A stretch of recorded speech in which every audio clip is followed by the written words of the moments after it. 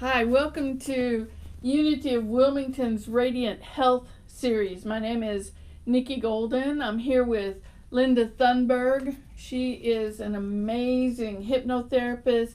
She's the president of NATH, which is the National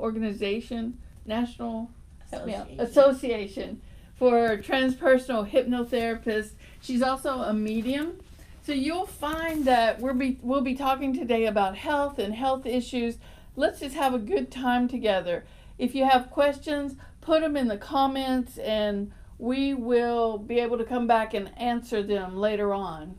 So thanks for coming. Oh, thank you for having me. I'm happy to be here with you. I love to be in Wilmington. I know. My office here. I love to come here fun. once a month. It's still home. Yeah, so how can people utilize hypnotherapy? How can they utilize stress reduction to assist them in this time where not only is there upheaval around this COVID-19 virus, but there's upheaval about a lot of different issues going on right now, economic, racial, what's happening next, what will tomorrow bring. There's a lot of issues that are on people's plates right now.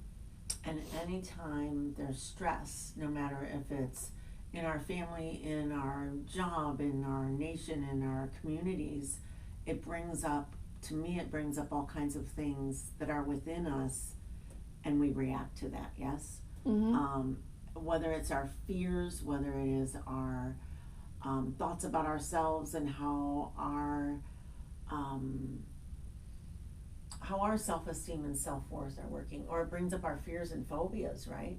Mm-hmm. And how are we all reacting to that, whether it is claustrophobic, being in our homes for so long, or being with family members that we don't always spend so much time with, or being with ourselves that we don't spend so much time with, or being out in the world, or being in this time of uncertainty brings up a lot of fear in people, I think, which then brings up a lot of fears and phobias and just angst within themselves. Mm-hmm. And then that, as you well know, that manifests into health issues, it manifests into relationship issues, it manifests into social issues, it manifests into spiritual issues even. How many people right now are mad at God? Somebody told me, a story. Somebody told me that, oh, my God didn't create all of this. And so I'm angry at my God. Mm-hmm.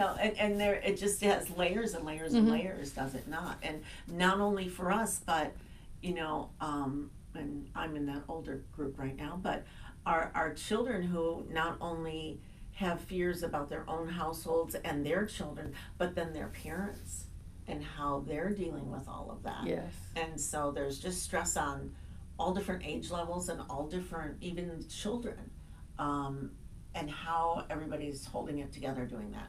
Yes, yes. Mm-hmm. And that's hard to juggle all of those different stress balls, so to speak, Mm-hmm. at one time. And then our language makes a difference too, because we're talking about social distancing, but what we're really doing is physical distancing.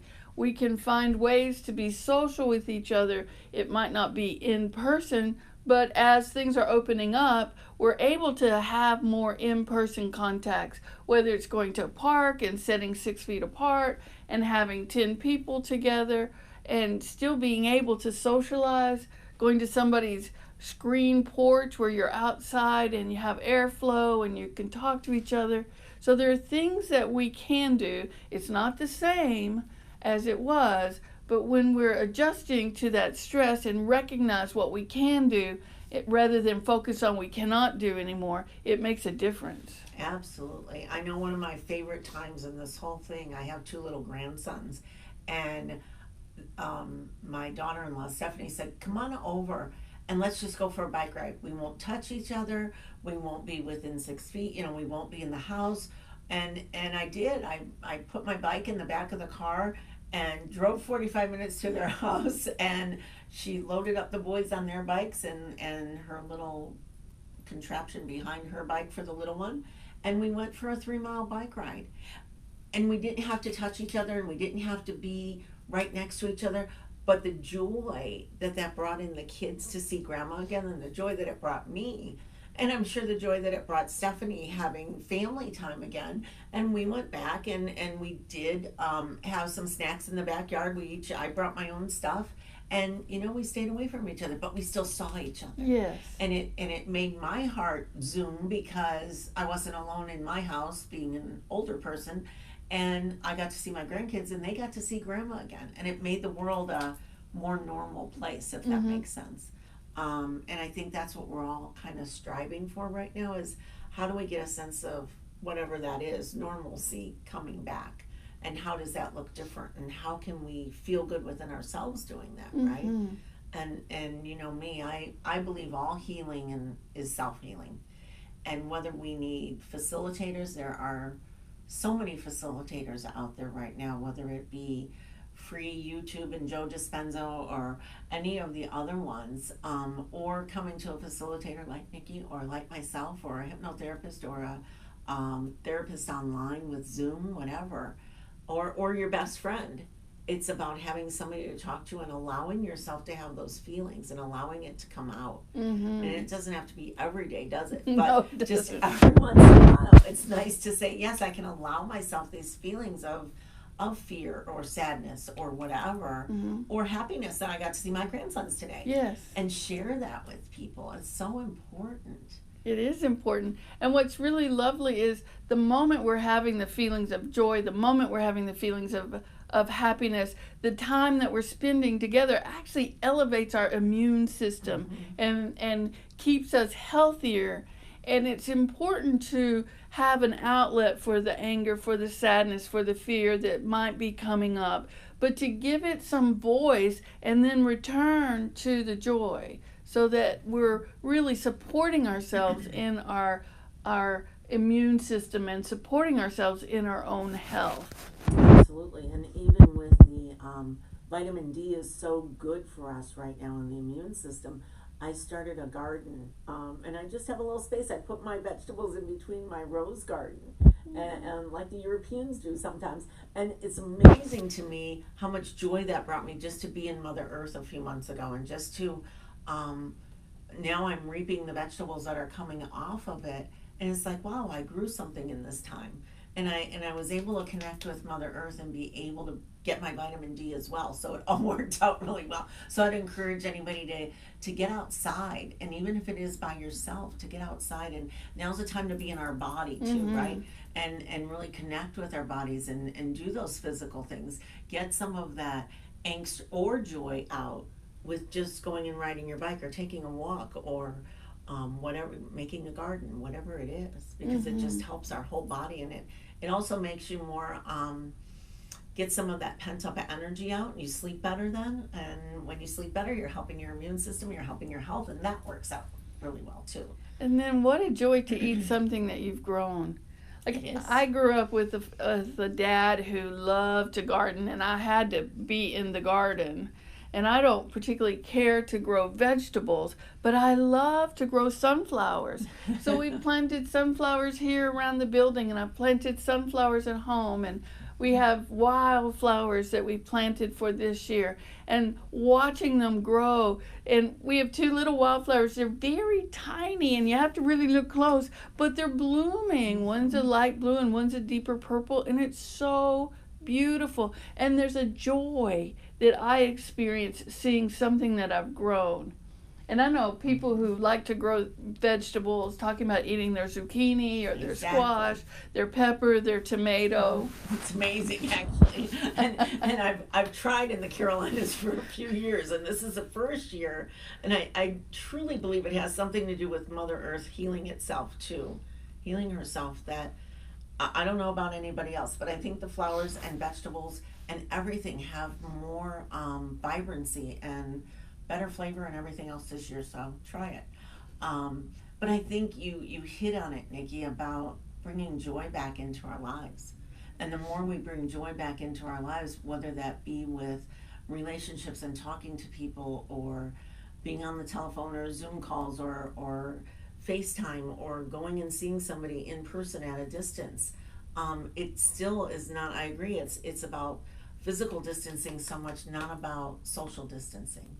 And the more that we can bring joy in ourselves, whether that's working in our garden or reading a book or doing meditation or whatever it is, that's going to bring you joy. It's going to boost everything in your system, right? I think so anyway. I think so too. And I think finding something that I feel happy doing and doing more of it in these times of stress actually reduces my stress and somehow manages to feel like time expands because I'm having more fun. And then it's easier to go back to do something that's a necessary task. And for me, that would be something like housework.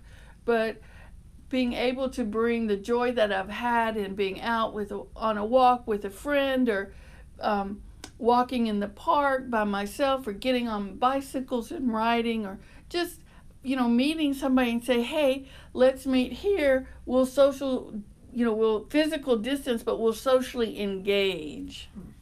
Absolutely. And I also think that it's actually becoming a smaller world because of this. Because we can Zoom with people all over the world now, and we can still connect. I started a little group with like 6 of my friends. Just every other Wednesday, we're gonna just get together and talk on Zoom. And some of them, my sister's in Ohio, some of them are in Ohio, some are in South Carolina, one's in Virginia, and it's like, oh, this is really cool. We never thought about doing that before, but just to have that connection with like-minded people zooms us all up for a little while. The thing that I have seen as a hypnotherapist is, in times of stress, all those addictions and all of those habits come out that perhaps we've kept at bay when our life is good and when everything is settled. And I know I started a couple of Zoom online weight loss classes while this was all happening, and it went over really well, because how do we stay focused on eating healthy and everything when the world seems out of control? And I have heard from clients that I need some help with some of these habits that I want to break that seem to have risen a little in the last few months. So I'd love to ask the audience, what are you doing to manage some of that?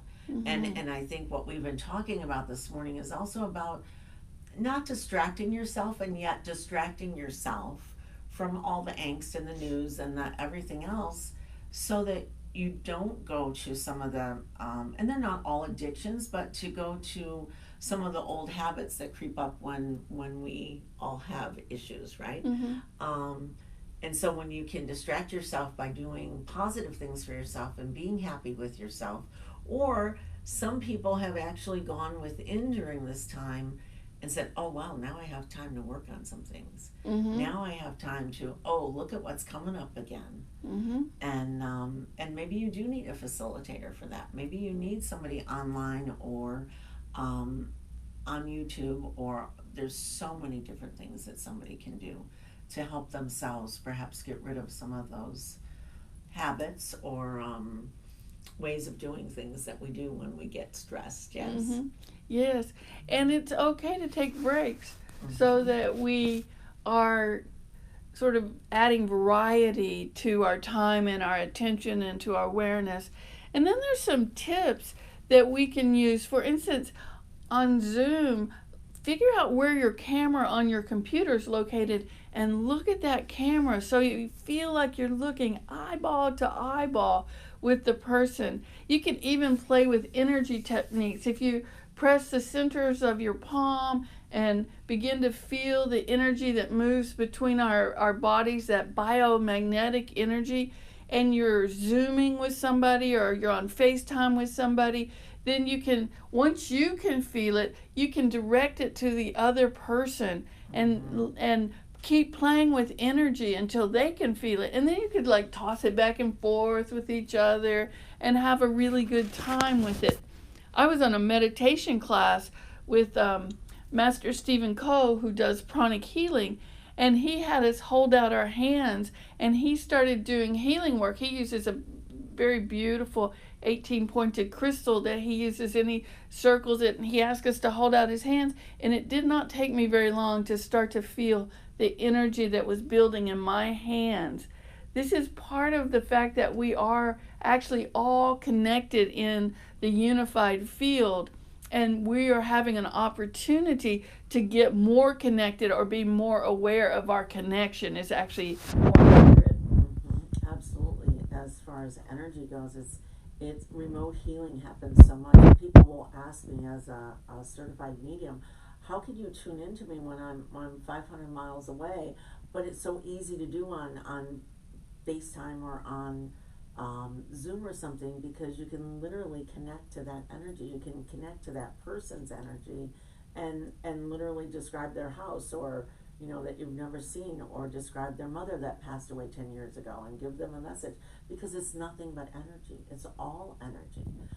People ask, well, just one thing that people do ask me is, well, how can you talk to my great grandmother that I never even knew, and what about reincarnation, and if they've come back here, how can they still have a message for me? But my belief in that is about soul groups, and about it's the energy that we are always connected to that soul group and that energy, and it's not necessarily Grandma Ann that's up there, in a person form that is coming there. It is the energy that's still attached to your form that is perhaps even reincarnated, right? Mm-hmm. It's all about energy. It is just all about energy. And the children today know energy so much. They are reacting perhaps sometimes to what's going on, but they can also feel different energies as well. And if you just ask them, they will tell you how they're feeling, what's going on, what they feel in the energy of everything that's happening as well. Would you agree with that? Oh, totally. I had a friend many years ago whose daughter was about 3 years old, and her daughter would describe in great detail the various friends that were around her. And my friend was a little bit unclear. Maybe, she had a lot of questions and she was a little bit frightened. But as she started studying metaphysics more, she began to recognize that those were actually energies in the room, and encourage the daughter to continue to engage, to continue to talk to. And she began then to see the energies, and so they could have tea parties that were quite interesting. That's so true. That's very, very true. Actually, my granddaughter in Ohio just said that she was playing with her invented friend, she called her. I'm not so sure she was invented, but she recognized her, yes. Yes. What else? Well, I've had instances where we lived in this house one time in San Diego. It was a great house, and we'd be sitting at dinner, and it was so evident that this woman, she had on a bonnet, and she had on an old-timey dress that had a bustle, and it was like she would float through the doorway, across the living room, up some stairs, and back into the hallway.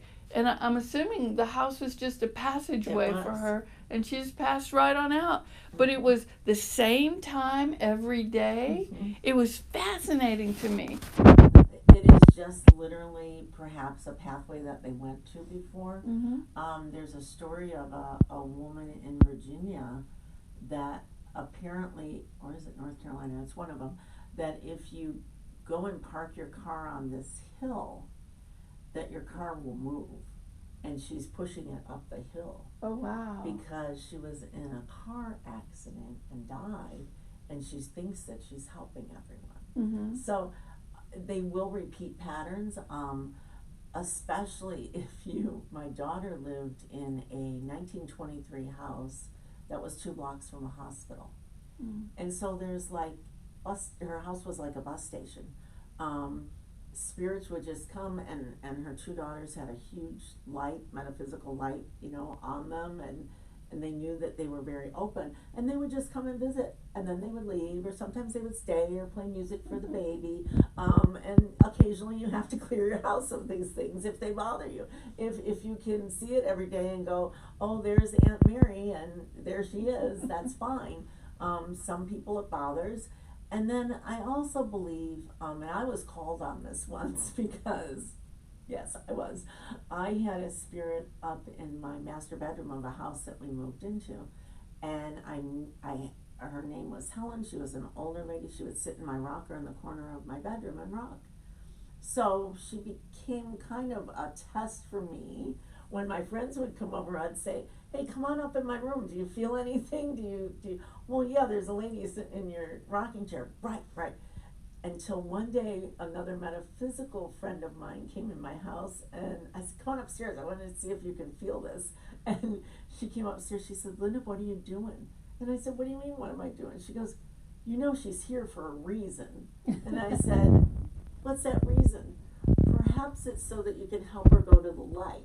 Oh. It's not about playing games. And I went, okay. And I did, and then I sat in meditation and talked to her. And literally a lot of times they do want to move on. They're just stuck in between worlds for some reason. That lady coming through the dining room and down the stairs, maybe she's looking for somebody. Maybe she is just a lot of times in very fatal, quick accidents. They don't even realize that they're gone because they're kind of stuck in between worlds. And sometimes it's our job to just say, call in your spiritual guides. Ask them to help them move to the other side. Usually what I find when I've been asked to come in and clear spirits is that there's a reason. Sometimes they don't feel worthy enough. Sometimes it depends on whether they were religious, not religious, thought that they had good self-esteem and God loved them or not, or where they were going to go when they left here, right? And some of it is just a lot of forgiveness and move on to the light, and they do, and then they're okay. Yeah. So, but it is all energy. It is all energy. And maybe that's just where they need to stay for a little while.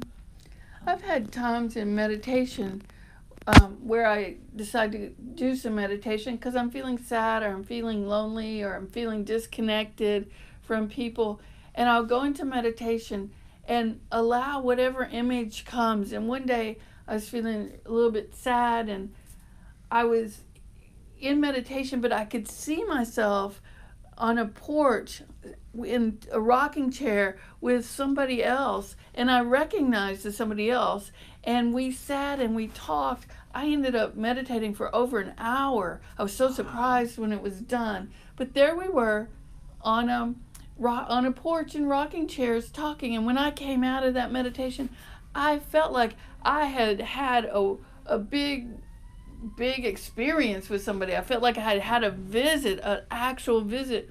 And the cool thing is, our brains don't actually know the difference between whether we physically sat with somebody or we sat with somebody in our imagination and could feel as if we were with them. And that's a piece of it, I believe. We have to feel as if we were with them, and it makes a big difference. And it can alleviate loneliness. It did for me that day.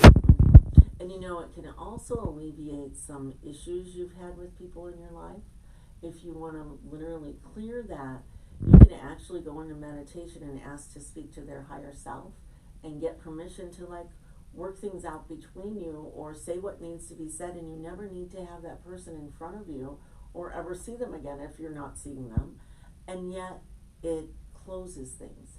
It makes things better. And we don't have to be with them. We can be with them, but yet not be with them, and our brain doesn't know the difference. Just like, I'll bet this is something you don't know, just like now they're finding more and more, not telling you not to exercise because we need to exercise, but if we put our minds through the literally the exercises that raise our heartbeat, that get us sweating, all of it, and you can get into a deep meditation and exercise, and your body actually raises its temperature, it will sweat, your heart rate, and literally you can lose weight that way. You can. It's been proven.